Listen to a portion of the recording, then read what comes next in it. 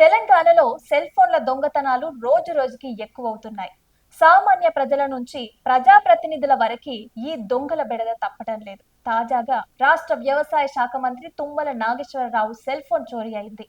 మంత్రి పదవిలో ఉన్న వాళ్ళ సెల్ ఫోనే పోయిందంటే ఇక సామాన్యుల పరిస్థితి ఏంటని ఇప్పుడు ఈ ఘటన చర్చనీయాంశంగా మారింది. గతంలో రద్దీ ప్రాంతాలలో దొంగతనాలు జరిగేవి, కానీ ఇప్పుడు ప్రజాప్రతినిధుల భద్రత ఏర్పాట్లని సైతం లెక్క చేయకుండా దొంగలు వడ్డు అదుపు లేకుండా దొంగతనాలకి పాల్పడుతున్నారు.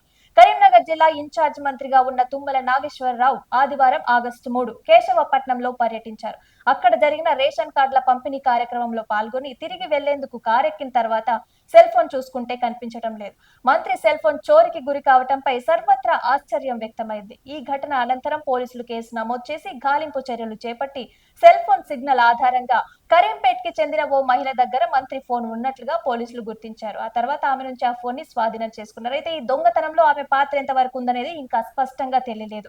విచారణ తర్వాత ఆమె వద్దకి సెల్ ఫోన్ ఎలా వచ్చిందనే విషయంపై స్పష్టత వచ్చే అవకాశం అయితే ఉంది.